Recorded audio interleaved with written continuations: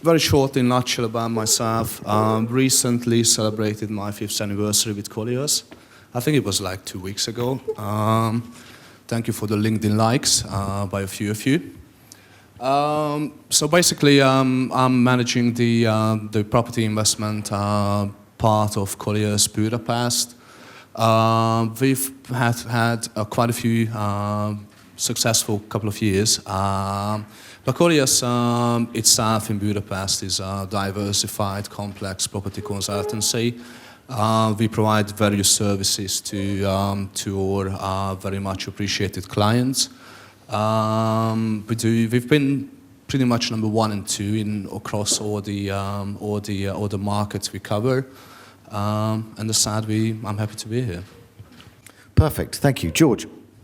I've been in the region 20 years, working as an investment fund manager and workout and capital recovery specialist. Presently, I'm working with Reavis Group. I'm working on an IPO project carving out some of their portfolio for an IPO. And I think everyone knows Reavis is a leading developer in the region, very competitive, diversified, fully integrated developer. So, great, thank you. Jake?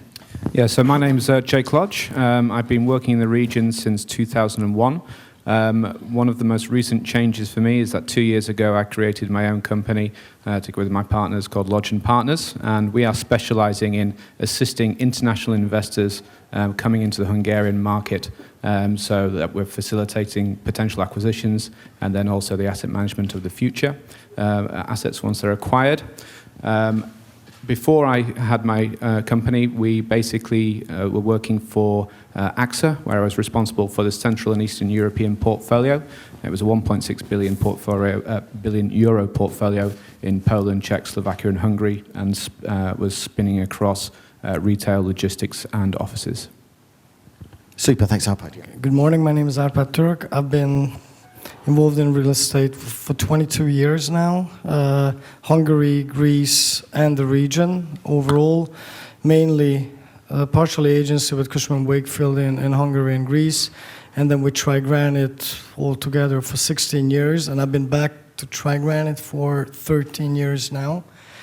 I've been the CEO of the company since 2009, and basically we're a real estate developer across the region, retail office, and 2 years ago we've been acquired by TPG Real Estate, so since then we're more also investors or looking at acquisitions of operating assets in the field of retail and offices, again across the entire region.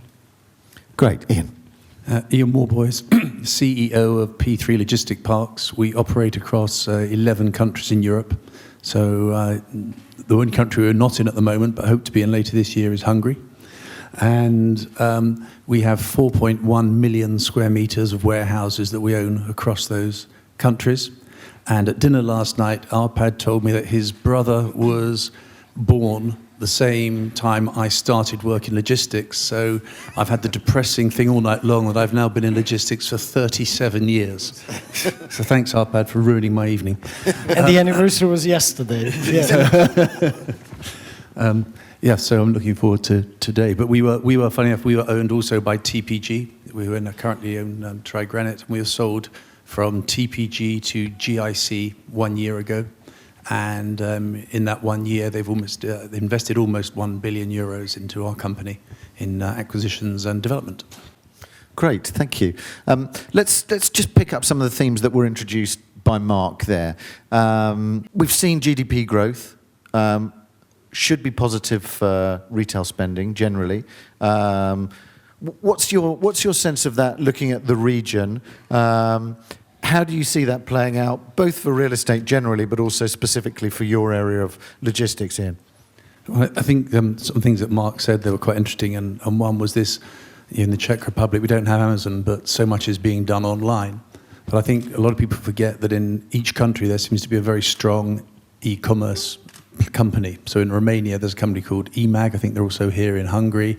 And coming back to what you said earlier, they're owned by South African money. So there's a sort of link in for everything you're saying today. But we see that one of the reasons we think yields are still coming down in industrial is that people are seeing industrial and retail more on a par, which is quite strange for someone who's for 37 years been looked down upon being an industrial developer and agent.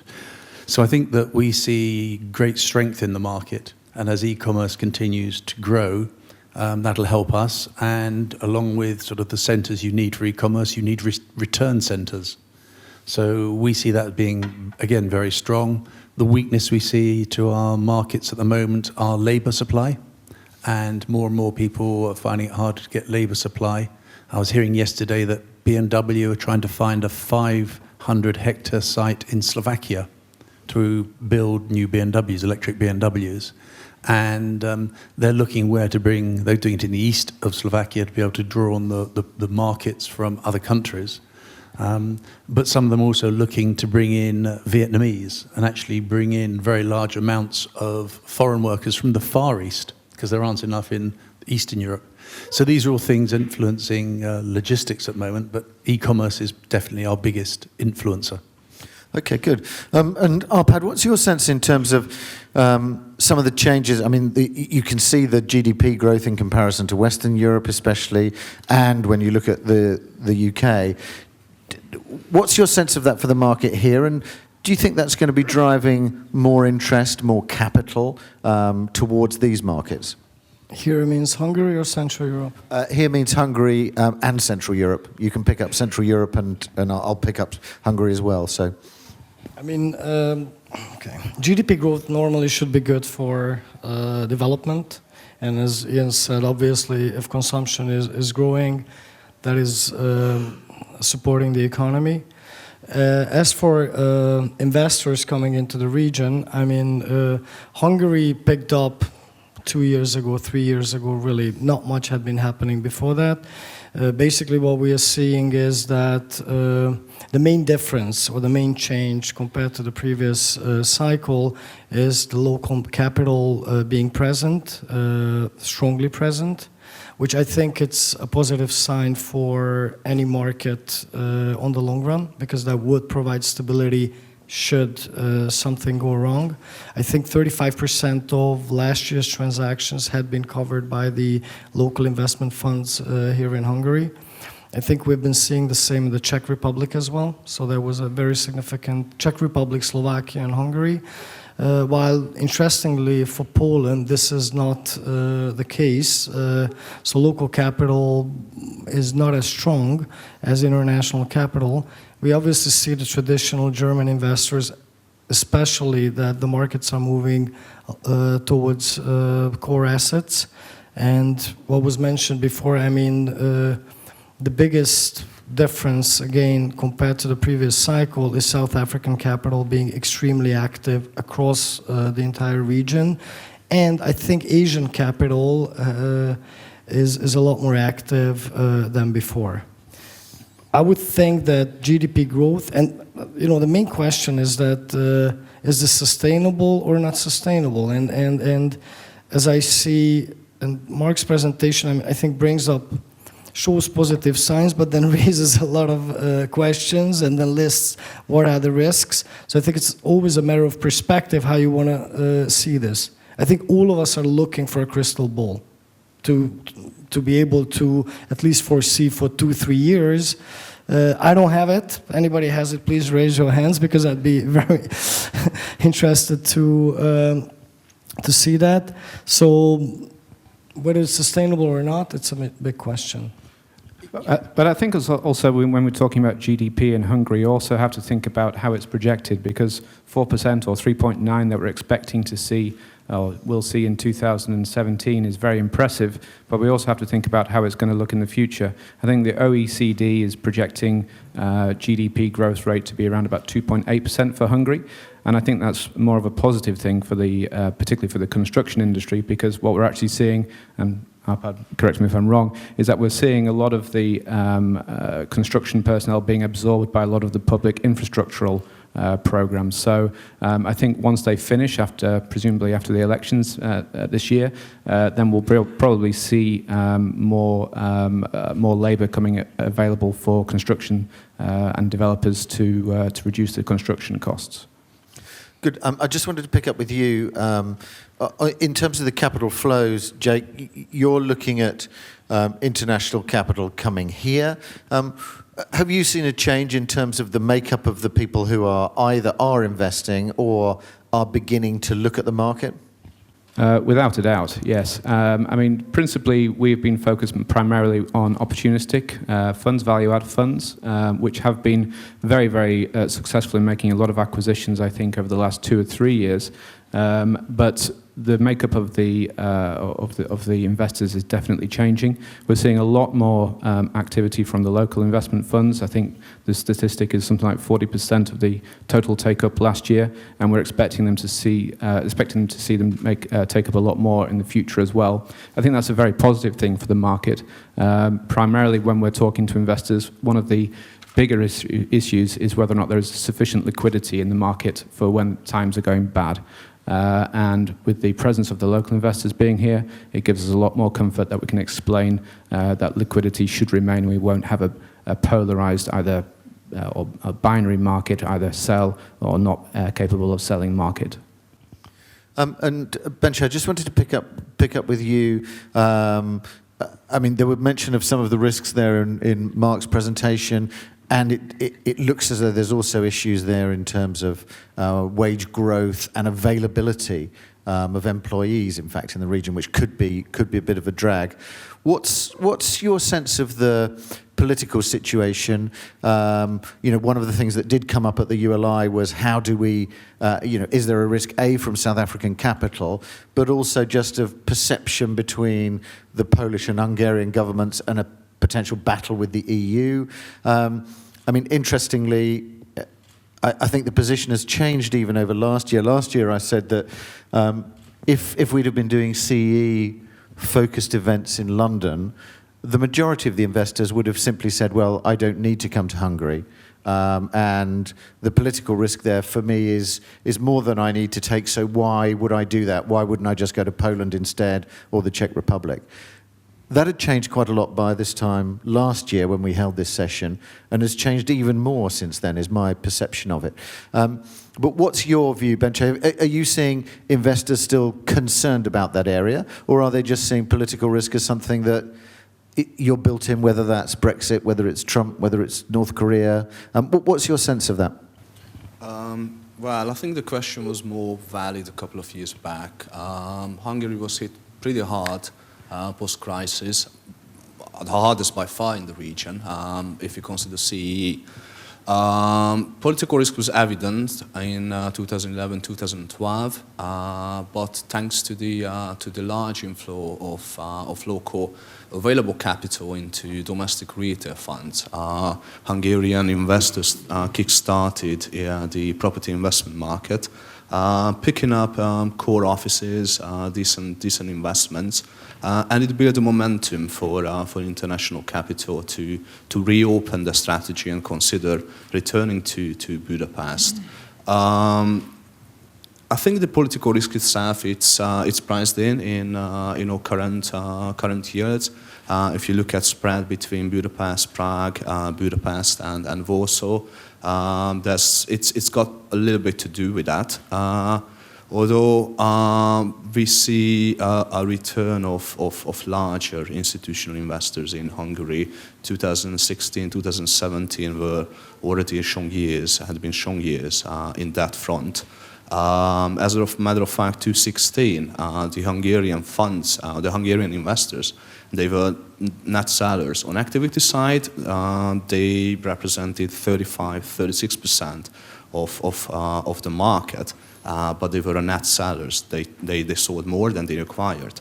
And there was a change in 2017. And 2017, the positive acquisitions and investments of Hungarian investors was 40%. And this again provides liquidity to international capital, gives comfort to them. I think the major players got used to the political situation locally. Highly likely there's not going to be a major change in policy starting in April. So I'm not entirely worried about the medium-term outlook of the local market. Okay, good, George. I mean, you were mentioning that you are heading towards an IPO. You've presumably therefore been out talking to different pools of investment. What's your sense of, I mean, I think Chinese investment into this area was the leading source of capital in 2017.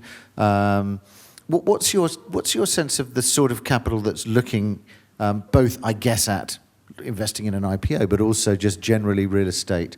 Have you seen that change? Are you seeing more of the Chinese money coming in? Are you seeing the South African money continuing? What's your sense of that? Because also it was one of the big questions that came up was South African capital and the fact that the REIT markets there had dropped substantially last week in South Africa, and was that a sign that the South African money may not be coming in? What's your sense of those things? Okay, I think that raising a traditional closed-end fund for Central Europe at this moment is very challenging because institutional cross-border investors looking at the region are concerned with the liquidity cycles of the region, and they're more defensive under prevailing global market conditions, so they want liquidity. And so it's actually very difficult raising a closed-end fund focused on the region. So unless you're Blackstone and raising a global fund with some allocation to the region. But a region-specific closed-end fundraise is very challenging at the moment for anybody. So, a listed type of vehicle in a liquid jurisdiction is of much more interest. In terms of covering demand for a product like that, given as long as you can provide liquidity and enough deal size and a good equity story,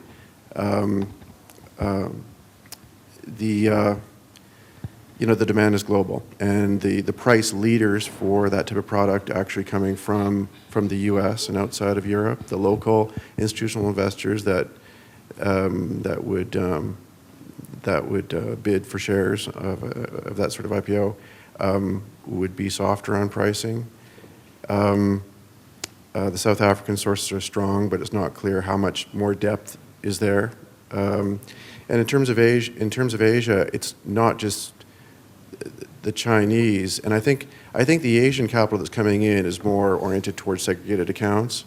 And I think in terms of the capital composition of the region, there's a lot more segregated account activity rather than closed-end fund type of activity. And then there's the local structures as well, the local funds and so on, which are oversubscribed. One thing that is missing in the region is locally managed structures and product. And local investors, retail investors, and local or regional institutional investors have a really limited supply of choice in terms of investing in local structures. That's a real opportunity. But I love Mark's research. I think he's the leading research analyst covering the region. But I think there's some context that we could add to what he was saying in terms of all those, very relevant metrics that he presented.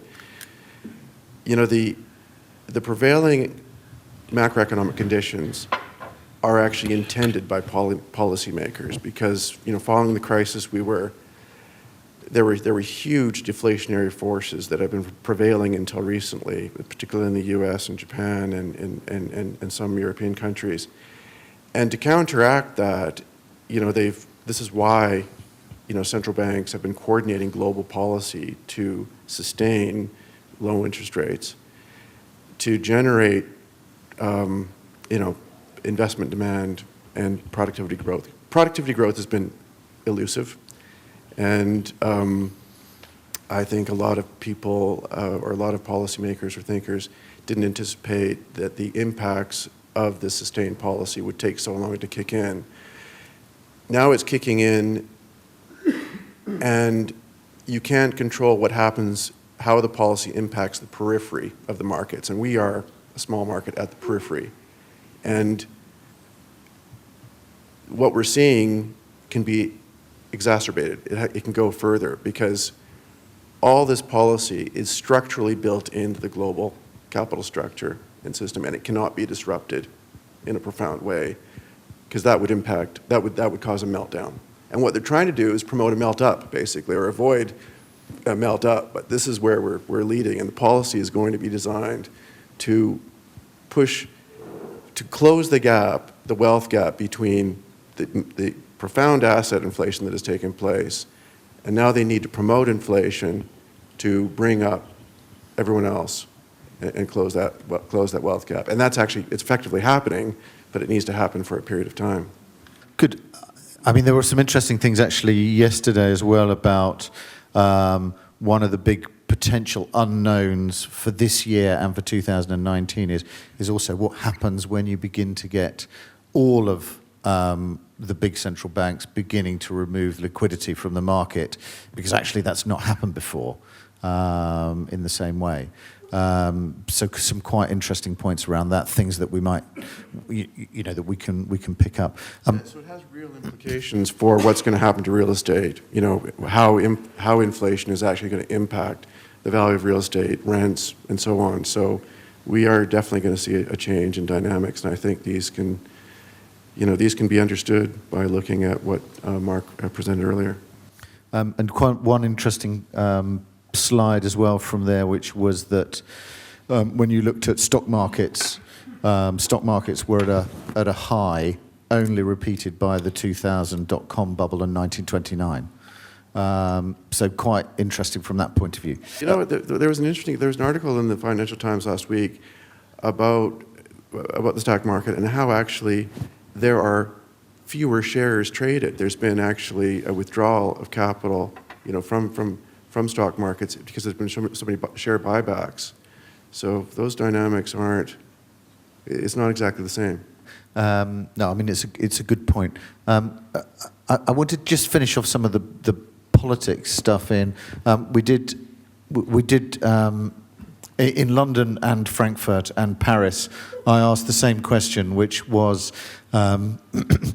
given the sort of chaotic Brexit situation, and also given the failure of Germany to establish a coalition government, is France now this year the most stable political government in Europe? There were very different answers in all three, interestingly. But I note that, as Mark pointed out, that in fact there is still no government really in the Czech Republic. Does that make you more stable as a government? Will that mean that there's going to be more stability than maybe the view of Poland and Hungary? I think I'm right in saying that in Belgium they still don't have a government. Yeah. And they've had the best period out for the last 7 or 8 years. Yes. So there's quite a strong thing to say actually not having a government seems to work quite well. Because probably the actual guys who run governments, which is the civil service behind them, know what they're doing. And then you put individuals in who haven't got a clue what they're doing, and you get the problems. But I think the Czech Republic, they've just had their elections, and the problem I think they have there is that between the president and the prime minister, you've got some fairly old-fashioned, locally they call them mafia. So, but I don't know, that's going to be interesting. Romania, as said earlier, its 4th prime minister in 18 months, and this prime minister was the secretary for the leader of the party. So he's put in a puppet prime minister. That's worrying, and they're going back to some of the rules they have, going back to allowing corruption, and it's only the people going on the streets that it's actually stopping some of this legislation going through. So I think the whole of Europe's actually a little bit unstable, but Macron seems to be one of the few who has taken on the unions, but he did it in a way by actually speaking to them. So when they called for a national strike in September, it was nothing. It was not like in the days of previous leaders. And so France, which is, France and Germany are the powerhouses, was said, if Western Europe is really going strongly, it used to be that Central Europe would follow on. I would argue now that Central Europe, the spending power here, is almost as good if not better than Western Europe, where people save. In Romania, Poland, people don't save; they spend. They live for today, and that's what's booming the inflation at the moment. Is people are just spending the money they have. They get more wages, they spend more. But again, it's all great for warehouses. Good. I mean, live inflation.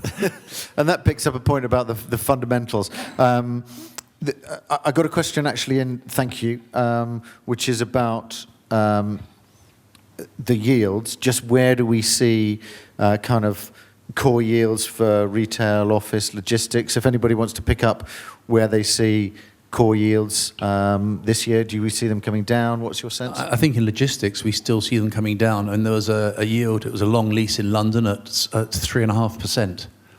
And you think industrial yields at 3.5%, but they tend to flow through. There's a lot of Amazons being sold at around 5% in Germany, Italy, France. Even Poland was 5.5% for an Amazon there.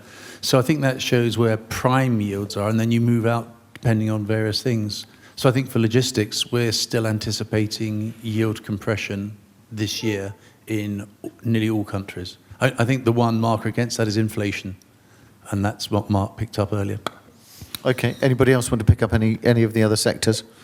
Yeah, well, I mean, I think for offices here in Budapest, we're definitely going to be seeing more yield compression. I think we saw 6% on the slides before, but clearly we've seen some other deals which have happened below that mark, even in 2017. And I think that probably serves to show that there is probably a two-tier system on what is considered to be core offices in Budapest. I think for something which is super prime in the CBD in excellent locations, then for sure there's not too many of those. There's probably 2 or 3 buildings in the Budapest market which would qualify for that, and that's why we're probably seeing those yields already being below 6%. But I think 6% this year for all of the well-located, well-leased product is something we'll probably see being breached as well. Also, what's quite remarkable is the repricing of value-add opportunities. We always talk about core, we always talk about prime, but if you take value-add offices, the gap between is narrowing definitely, and that's driven by the lack of opportunities on the core and the prime end. And as Jake said, that been transactions even in the previous years significantly below the 46%. But even value-add opportunities are traded just to the north of 7%, and that is pretty much on the back of rental growth, and that's also fueling into the core end of the market. So I wouldn't be too surprised if the 6% in 12 months' time would be 5.5%, provided there's no outside shock. And also on logistics, Ian looked at a portfolio 2 years ago, probably in Budapest. That was part of a larger deal. At the time, it was priced at 9.75%, and those assets you could probably trade today at the 7.75%. But there's definitely going to be also an inward shift in logistics. There's endless things I've missed out on as well, Ian. You can. I'm with you. Good. Thank you for that. And one of the things in terms of, we were talking about the opportunity for rental growth. George, how do you see that? Do you think there is the potential? And that was a topic that's actually been in all of the sessions that we've had, including the one recently in Madrid, where although there was an expectation that most people had the capital return, but actually what wasn't priced in was rental growth. And it sounds as though there's the potential for rental growth across this region, really. Yeah, I think the withdrawal of the policies will have to be done slowly, very, very gradually, and inflation is going to come to bear on the market, the cost of construction, the cost of everything. Certainly, we see very strong wage inflation, which has, at the rates of wage inflation now, that has really big implications for what's going to happen in the marketplace. And yeah, I think we're going to turn a corner, and we're going to see some rental growth, and all those dynamics are going to be changing. I think for me, there's no question about it. Okay, good. Yeah, I mean, I think as most people know here, there's been a very strong occupier market here in Budapest. We've seen massive take-up.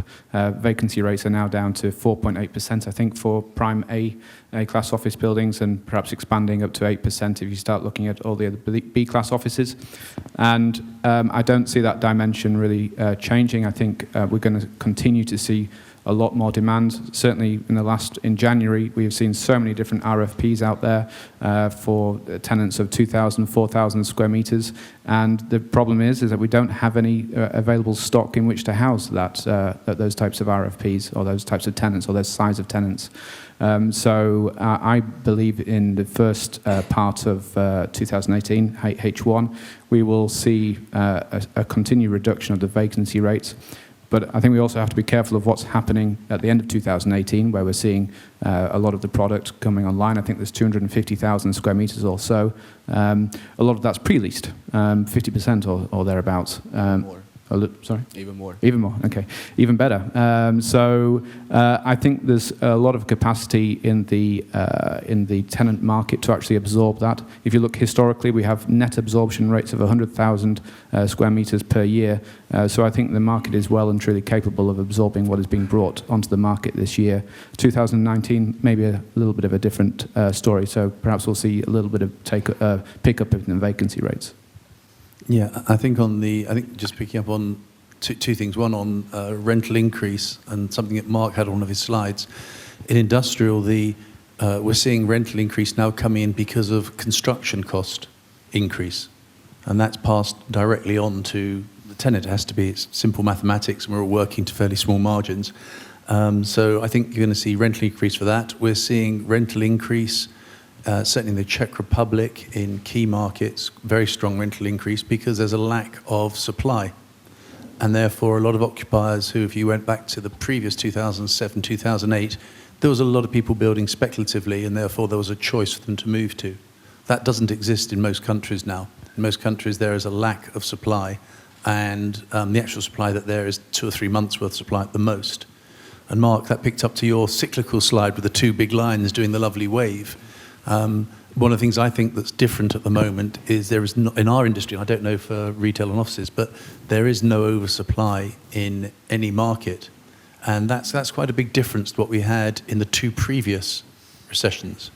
And I can honestly say I'm now been through my 5th recession, so it must make me the oldest person in the room. Seeing that there are changes to where we are in the market, which I think will help sustain. And I don't know for office and retail, but certainly industrial, it'll help sustain it. And it's probably one of the reasons, it is one of the reasons why people are looking at us and saying, actually, it's a sector I want to be in, and where I think my money is safer, because there is not this oversupply. In case of offices, I think what we're seeing in the region, that there is sufficient supply. In some markets, actually, I'm concerned about the demand or the long-term take-up. Retail, obviously, is totally different because you guys are killing traditional retail. So I think, interestingly, on the transactional volumes, retail is still trading at quite significant levels across the region, but naturally, there is a much lower supply in retail simply because of the saturation of the markets and the changing of the markets when it comes to traditional retail. Offices, I don't know. I mean, I think it's the main.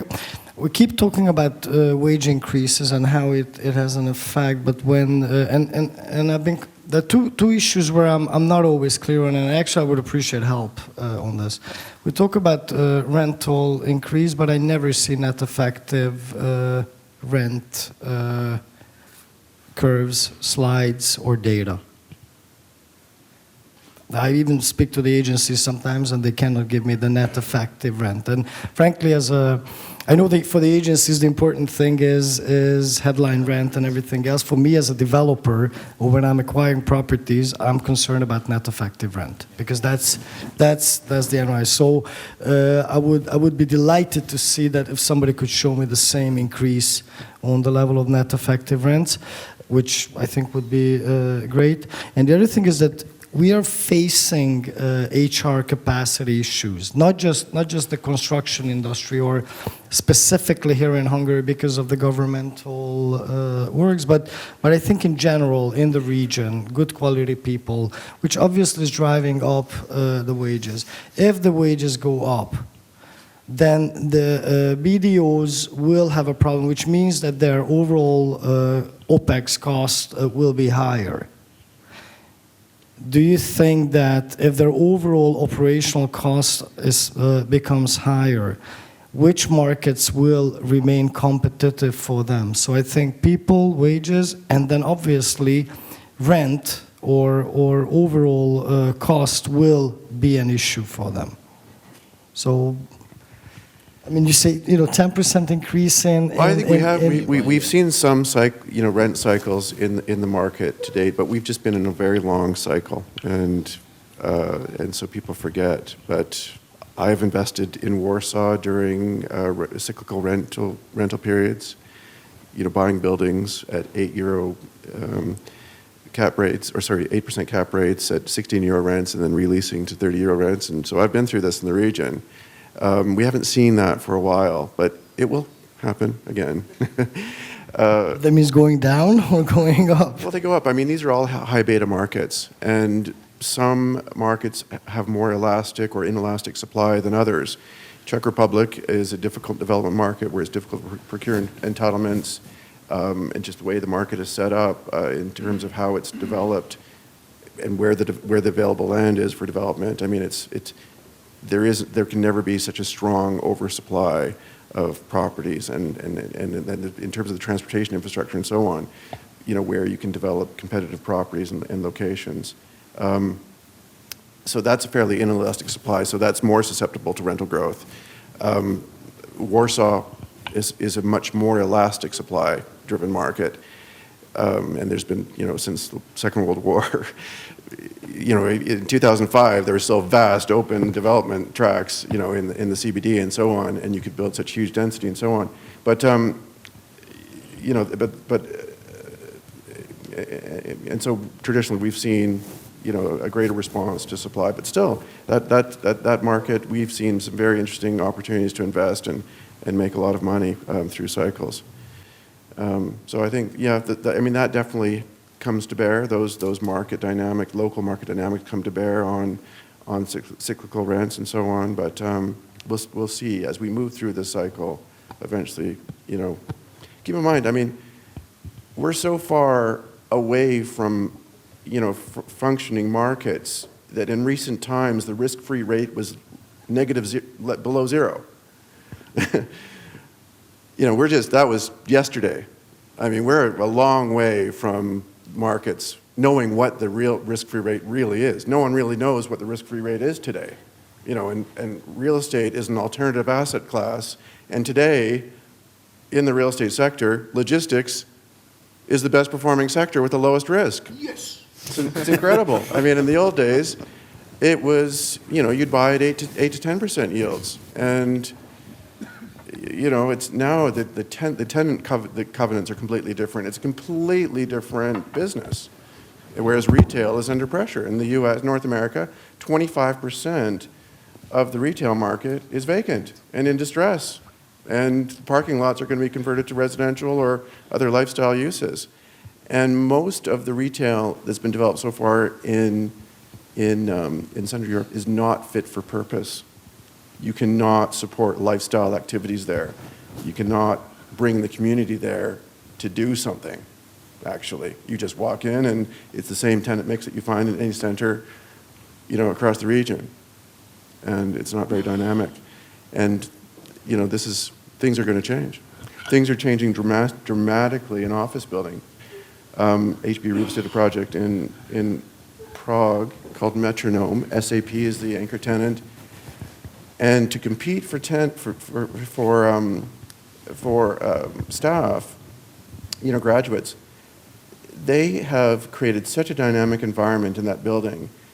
They bought a caravan, which they found in Netherlands, and shipped it. And while they were doing construction, they installed it in the building. And so you can actually go into this caravan, plug in your computer, and work there for the day.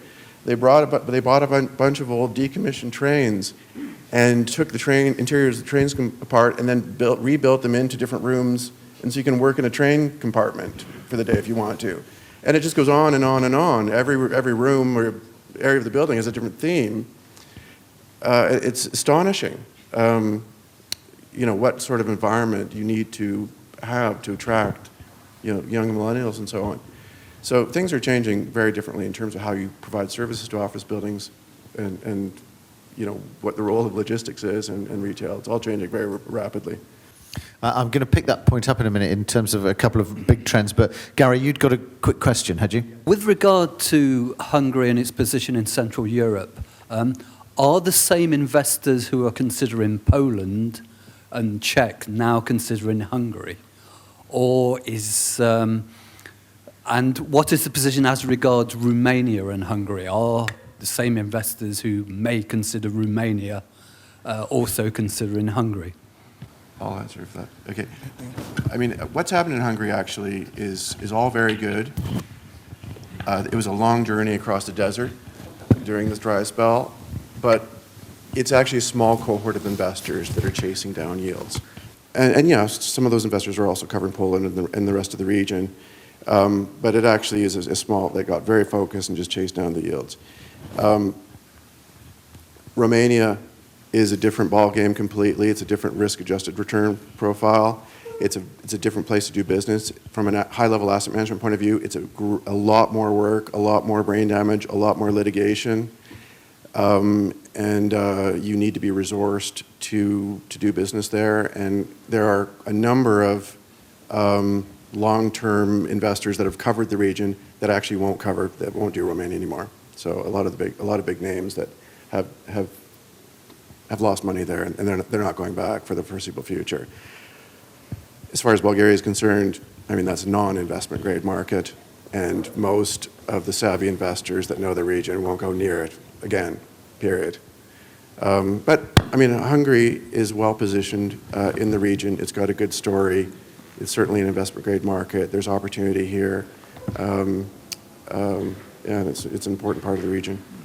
I think that, for industrial, you've got the same, I see you're getting, if you look at who owns us, GIC, so Singaporean Sovereign Wealth Fund, and as the same with TPG, who owned TriGranit, they have to be educated on the markets, and you need local teams to convince them it's a place to invest.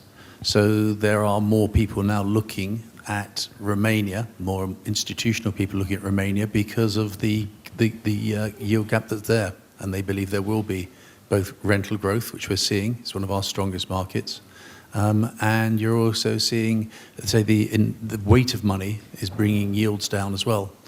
So there aren't as many further east you go, there are less, you won't get as many German funds in Romania, but there are other funds from all around the world who are looking. Romania used to be a centre for Greek investment. I'd say a huge amount of Greeks. That seems to have disappeared now. But the South Africans are moving very strongly into Romania. Yeah. So there's sort of people spot a gap and see what it is. Yeah, and I should say that I am an advocate of Romania. So long term, it is an important market. It's in terms of its size as a market, and it's a high beta country. And when it runs, it runs. Yeah. So. And it's going through one of those periods, but then when it slows down, it gets very, very difficult, and it's a relatively imperfect market in terms of getting services on the ground, in terms of your competitors that may do illegal things or commit fraud or whatever with tenants and so on. So all these types of things are happening, which creates huge distortion to the market. As an institutional investor in that market, even if you have a good local sponsor, it can be very difficult because you just can't do those things. So these are the kind of dynamics that are happening there. But it's good that groups like TriGranit, like institutional groups like TriGranit, Skanska, P3 are there doing things properly and setting standards. But there are some dominant local promoters there that do things in very suspicious, murky ways, and it can be very challenging. It's a real distortion to the market. I mean, this cycle has been a little bit different in a sense of the composition of investors. Prior to 2009, if you looked at the pool of investors, they were not really that picky on properties or markets. You presented a core office building to a German open-ended fund. It didn't matter that it was in Prague, it was in Warsaw, it was in Budapest. It entertained the same investors. And this cycle, I think, there was a definite change in strategy and focus. And now investors could be much more identified by the target market. So there is less and less overlapping investors in those markets. Czech Republic and Poland, they sort of identical. Hungary is very different, and Romania is very different too. And that's, I think that's something that the previous cycle pretty much provided or learned to investors, that it's local market to quite a big degree, properties with different fundamentals, and that is probably the reason for different investors this time. Okay, good. I wanted to pick up on a couple of just a couple of the bigger trends and see how that's impacting or influencing these markets here. One of them is technology, which was a big topic yesterday in Berlin. Artificial intelligence, but also driverless cars. How all of and also just construction technology. How all of those things were going to influence what was happening in the industry. We did a session in Prague. P3 organised a conference looking at the future, which was quite interesting. And also picking up your point there, George, of the sharing economy and WeWork and just the differences now in terms of what's happening with the office sector. So let's just pick up, and we can pick up technology or sharing economy, but who wants to start on those topics and how you think they're going to influence? We hold a conference every year. We're doing it for 4 years now, and it's looking at what artificial intelligence and robotics how it'll influence logistics.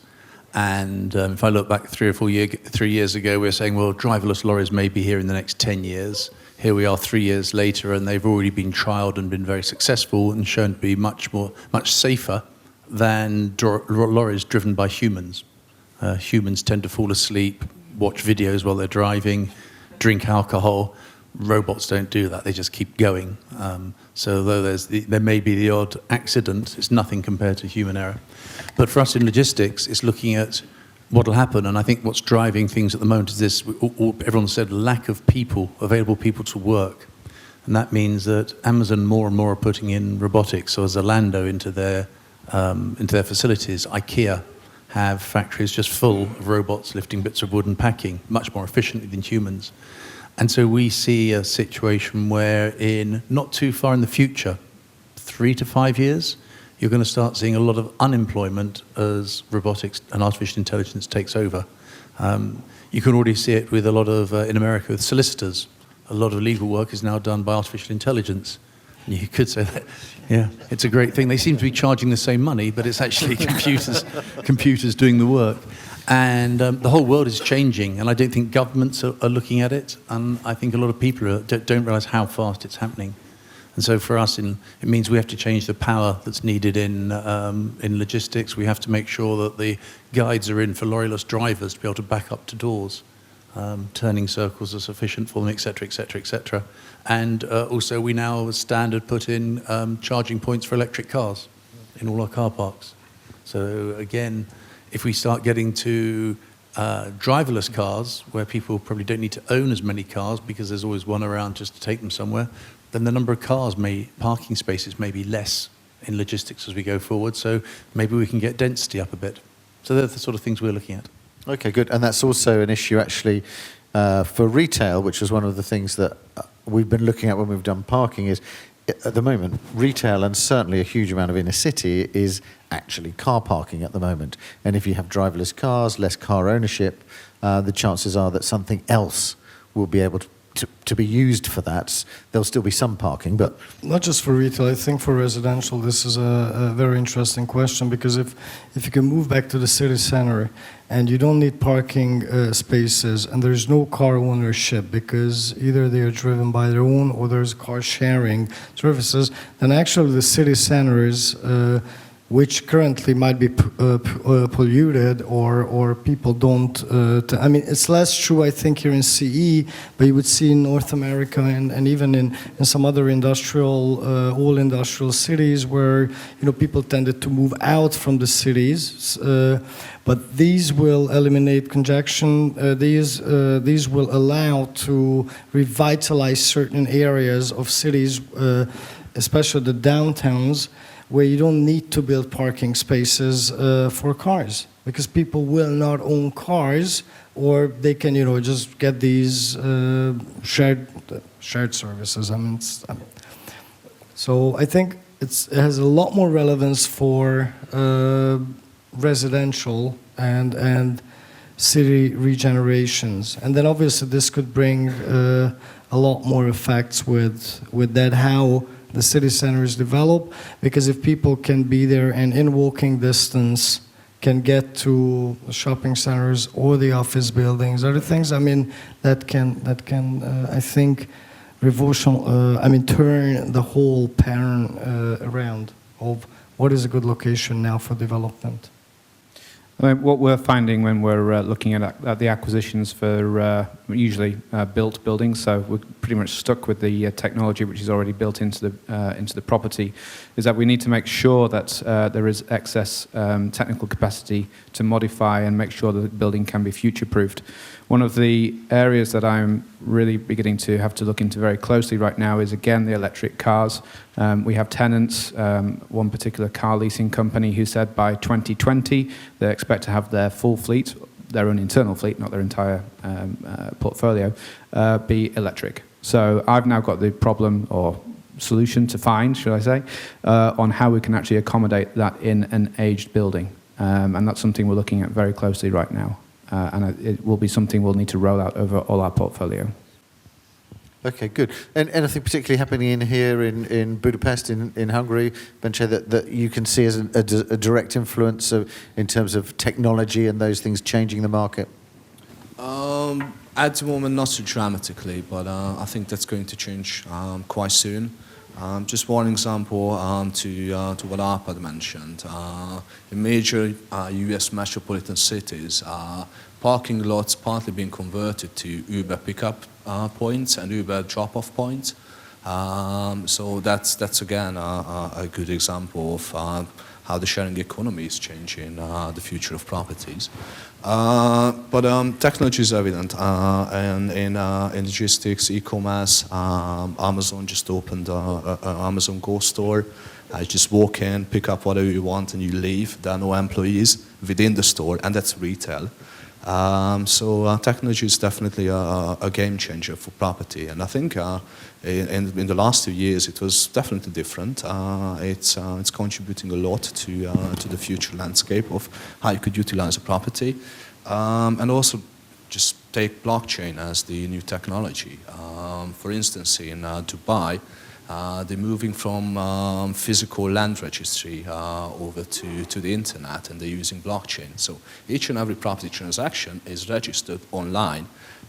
It's an open technology, everyone's got access to it. It provides transparency. You can look up any transaction that you're interested in, you know the price, you know who bought it. So that's filtering down to the end users, also not just property professionals and investors and developers. And also due diligences will be soon being performed through blockchain technology.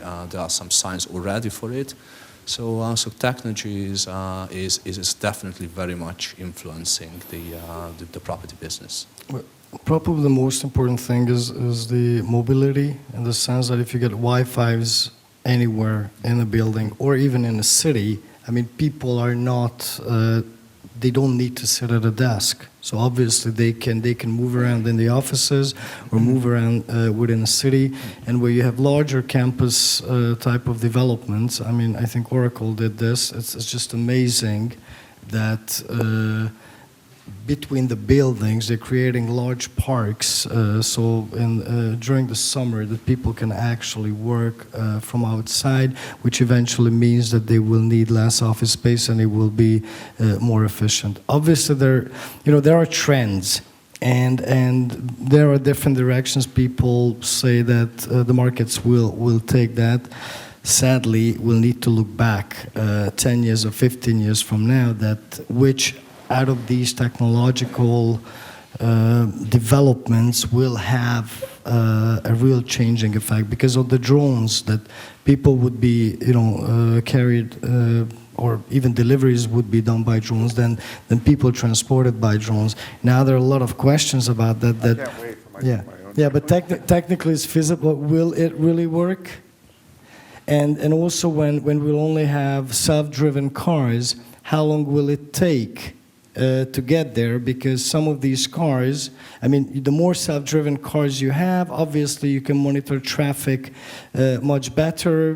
They communicate with each other, which means that you can avoid traffic jams.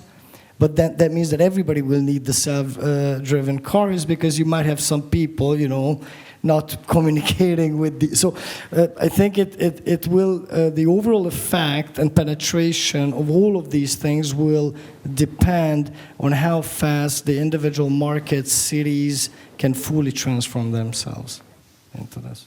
Yes, I think that's a good point, and I'm sure it won't be one of the big capital cities that will do it first, but it will be somewhere in the Nordics or somewhere like that where... Singapore started doing this. So, for example, in Singapore, actually it can work, I think, in economies or in countries where basically at the top you give a direction that this is what's going to happen.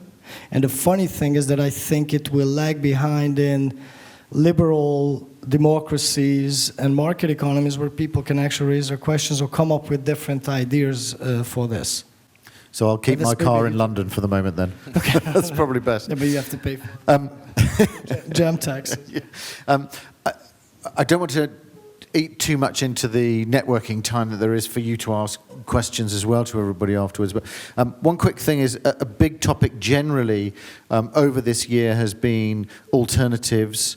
And by that, I don't just mean hotels, which used to be alternatives, but student housing, micro-living, senior living, healthcare, much more interest in those areas from investors who had previously not mentioned that they were interested. Is that something that's more becoming more common here in CEE and in Hungary, interest in those sectors?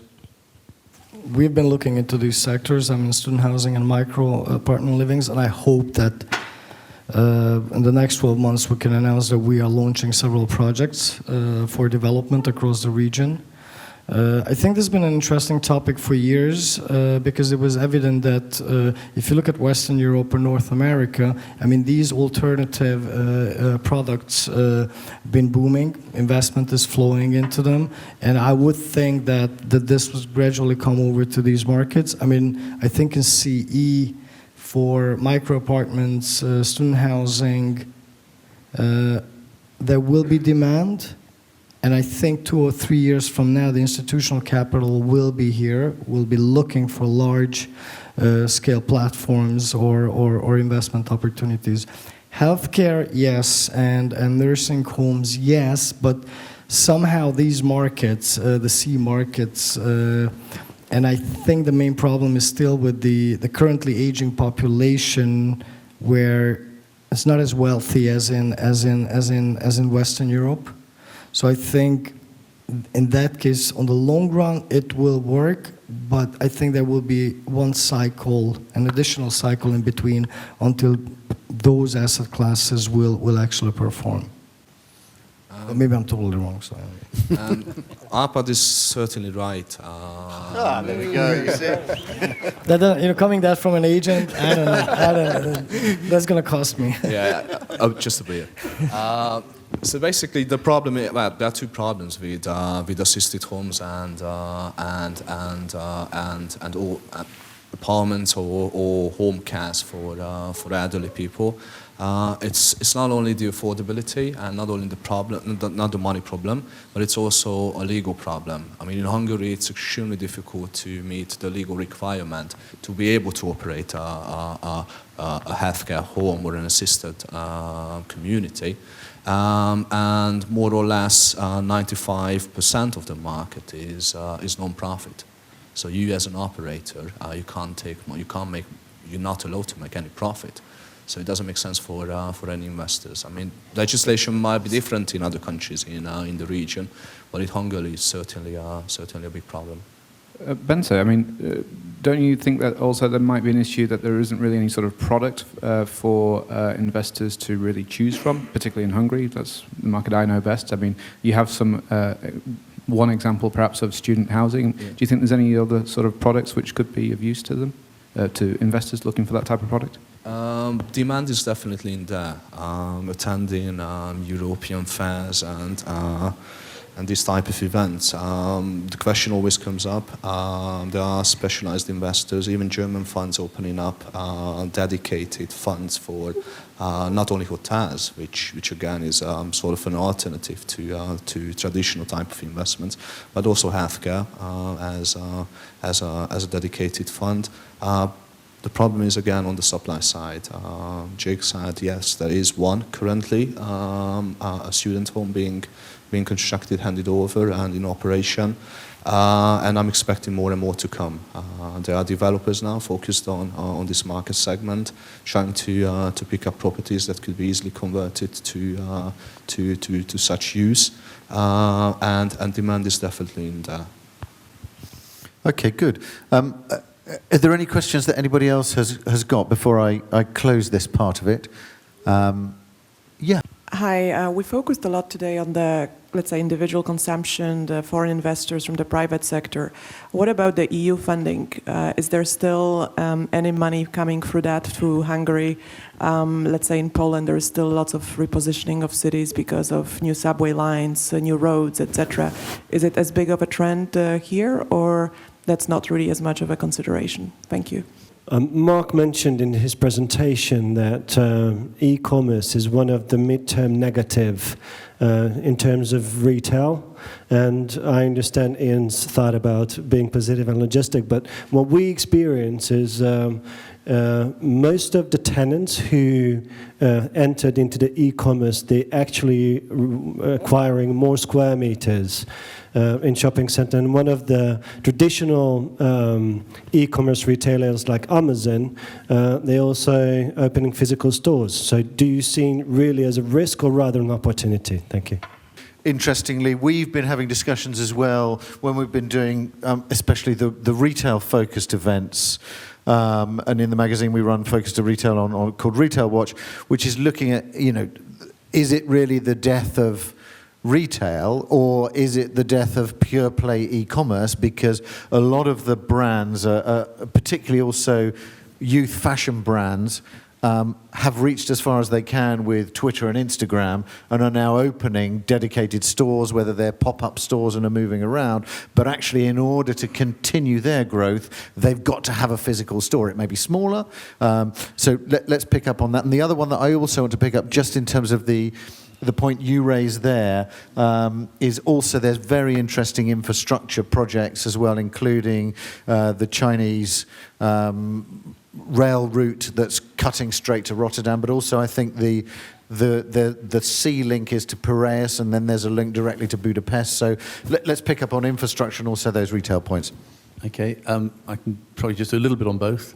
Certainly, if you look at someone like Romania, they've never spent the money that the EU put in there, whereas Poland has spent every penny, and you can see the difference in the infrastructure. And one of the problems in Romania is that it got to a point where 75% of the cost of a road was going into someone's back pocket. And of course the EU said, hang on, this is completely mad. And had they stuck to if you speak to the old guys there, they say, if only they'd stuck to taking 20%, we'd all have been rich. And the infrastructure would have been there. Well, not a very good thing to say, but they do. And on the e-commerce, certainly if you look at lots of the shopping malls, you can see e-commerce companies opening up maybe not such big space because it's actually cheaper for them to have returns taken there than all sent back by delivery services. And in the Czech Republic, a lot of the warehouses which are completely doing e-commerce have now started opening up quite big showrooms. And they do that so that people can actually go there, especially men, when it comes to sort of white goods, all the kitchen equipment, etc. They want to physically touch and see it before they buy it.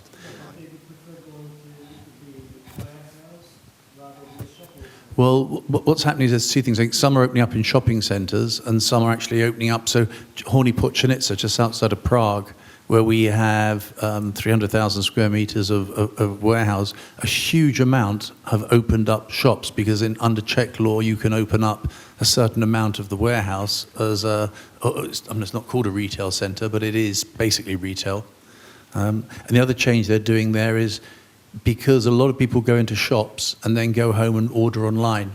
So what they're doing in these places is as soon as you walk in, someone jumps on you and says, look, if you like something, here's my iPad, go online, see what price you can get, and we'll match it. So that people are actually being forced to order from that store rather than just going in, looking, going home and ordering online. So there are changes happening, and I think that could help retail. I think it's more like a transformation, so it's neither e-commerce nor the traditional retail will win.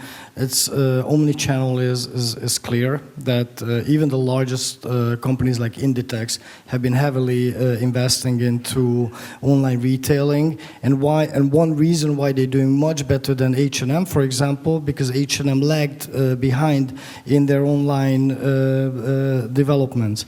And it's retail meant. I think what's the key here, you need to create an area, a location for people who go there for entertainment, for experience, and a bit of shopping, and a lot of other things to be combined. Because it's not that traditional retail will not disappear.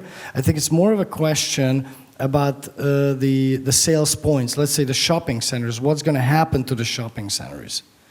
Because this is where you need to be very smart, and I think there will be fewer points of sales, so to say, if you call a shopping center such, and there will be concentrated services, offers, and opportunities and experiences for the customer. I think this is the way forward. And I mean, we don't experience this in Hungary yet, as you would in London or the US, where packages from Amazon is dropping at your doorstep every single day, 3, 4, 5 of them. When people are ordering shoes or even clothes online, wouldn't even go to a shopping center, don't do daily shopping of dairy products or other things because they just get delivered to their home. So I think in this region, we will feel this more when you finally start building the Amazon,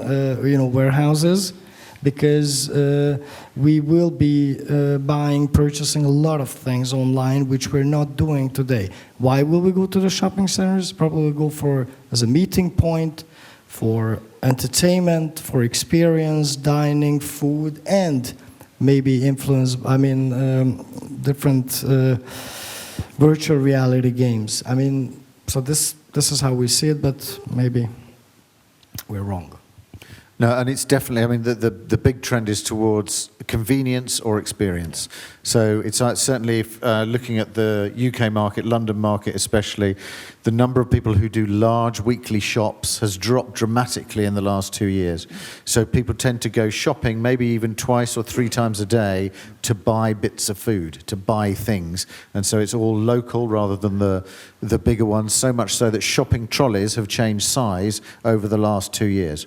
So they've changed to smaller size shopping trolleys even in the bigger ones, because that makes a change. And the other thing that's happening a lot in London is the shops trying to find ways of replacing what was, of picking up the point you made, George, actually about service becoming a much bigger part of it, which is, rather like in London, it always used to be very, very wealthy Arabs who would have a Bentley following them up New Bond Street, and people would go in, buy it, put it in the back. The Bentley would drive another 10 yards up to the next shop. And in fact, there are now companies called Drop It that are beginning to do that, where you simply you buy it, you leave it in the shop on your account, and it gets delivered to your home, so that you don't need to carry the shopping around with you. Yeah, but then you can show off with the Bentley. So, there's a type of customer who will continue this traditional way of shopping. That's true. I think this is for people without a Bentley, I suppose, is the... Mrs. Betts is going to suffer, isn't she? Exactly, yeah. Good. So we've covered a huge amount of ground in a very small time, something that took an entire day yesterday in Berlin to cover as many things, I think. I've got one last question, which Ian knows and always tries to avoid, but we're going to force him to do it this time, which is, and I've just rushed on, is to say, to leave everybody here with a kind of, what we think in terms of how that relates to the investment. How do we see 2018, where are the opportunities to invest, whether it's a sector, whether it's a region? You can decide that it's your own private money, Ian, if you want. You can decide to invest it in that. Richard normally gives us 500 million to spend. I think so far he owes me about 2.5 billion. Hasn't appeared. I do, and I'm working what returns I get from it. Well, let's start with you, Ian. So, where should these good people here invest their hard-earned money? Well, I think logistics is still giving the overall best returns if you're looking property sector. So I think that's a sort of fairly easy one. I would promote it, wouldn't I? But on regions, as I said, we hope to be in this market sometime during this year. We're also still a big confidant of Romania and some of the returns we can get there. You can still get the covenant strengths are very, very strong. So you've got very long-term secure income. There are risks associated there with liquidity, but we think things are much better now. Corruption has very much gone right down, thanks to the Americans. So yeah, we're certainly in that area as well. Okay, good. Árpád. I hate this question, this, because obviously I will speak about the sectors and the markets we are active in, because that's where, everybody is a bit, pushing towards that. I think it really depends on how much return you want and for how long you can keep your money in that given investment. Because if you have 5 years or 10 years, anything which is property, because the next cycle will probably be back by then, and you're covered. I think office developments provide stability in the region simply because, and developments in general, because even if the interest rates start to rise, yields coming back, our development yields are much higher than the exit yields, so we'll always have a cushion, we can always exit, and probably with the current financing levels, these assets will provide stable cash flow. Okay, good. Jake. Yeah, if I had 500 million euros, well, I wouldn't be here. I'd be on a hotel in an island somewhere. But anyway, I would probably be an island. I would probably be looking at something which gives the maximum amount of liquidity, just to make sure I can get my cash out whenever I want. And that, for me, is probably going to be dominant retail here in Budapest. I think it's we saw the dynamics on the presentation on how we're seeing consumer spending going up. We're expecting ERVs obviously to follow suit, and dominant retail is always a liquid asset and is the most liquid asset we could possibly think of in the market. So there's a scarcity of product coming along, so I think positionings of the existing dominant malls are going to be pretty good. Plus, there are plenty of asset management initiatives to be rolled out on those. Okay, George, obviously you'd invest it in an IPO, but yes, I always see the region as fairly dynamic. It's a relatively imperfect market, and there are always opportunities. I like capital cities. I don't like secondary cities in the region. I like focused strategies. Most of the strategies regionally are not focused, and then they're more expensive to run. It can be more difficult to recover capital in those strategies and grind out your returns. If you're more focused, you can have you can be a lot more focused and go much deeper in your market data and so on. I think the region story is not told very well by the estate agents and the research analysts, and I think there's a much bigger story here in terms of covering the region and exploiting the imperfections of the market. There's a big big spread between prevailing prime and non-prime yields. I like the non-prime sector and value-add opportunities. I think the value-add investors in the region have been doing well, over the last few years. They've been investing, adding value, exiting, returning capital and yield to their investors. And the whole cohort of value-add investors have been very active, and they're doing well, and they're not even covering all of the opportunities, but not even close. So I think that's a good sector. And lastly, like we mentioned earlier, there's very interesting amounts of local wealth creation and retail money, which has very limited options for investing in locally managed, well-structured financial products. And so they end up buying, the global funds like Fidelity and Pioneer and bonds. There's a huge over-allocation to the bond market. That is one potential source of disruption to financial markets. And so there is an opportunity to create financial products for real estate, for funneling private money and retail money into real estate products. I mean, the regional RICO fund managed by Arista returns just over 2%. I mean, and it's, and they attract more money they can deploy. They have to turn away subscriptions, and this story repeats itself across the region. So there is an opportunity, but there just hasn't been a group to come up with a strategy and structure a vehicle to actually service the. So that's an overlooked opportunity. Okay, Bence. Yeah, well, I've got a little more opportunistic investment style. I would put my money partly in developments, office developments in Budapest. Would even explore countryside by some degree, smaller offices. I mean, it's got an audience, although liquidity is very scarce. Countryside retail, I think it's sort of a defensive strategy on the long term. That's where retail change is so much slower than in major capital cities, and those retail centers still act as a key meeting point and a concentration point for people, and obviously logistics and industrial manufacturing, countryside. Those are usually those operators have a long-term view on location, so that's definitely some funds would allocate to be there, and logistics around Budapest. I mean, I think that's a no-brainer for anyone. Okay, good. Thank you.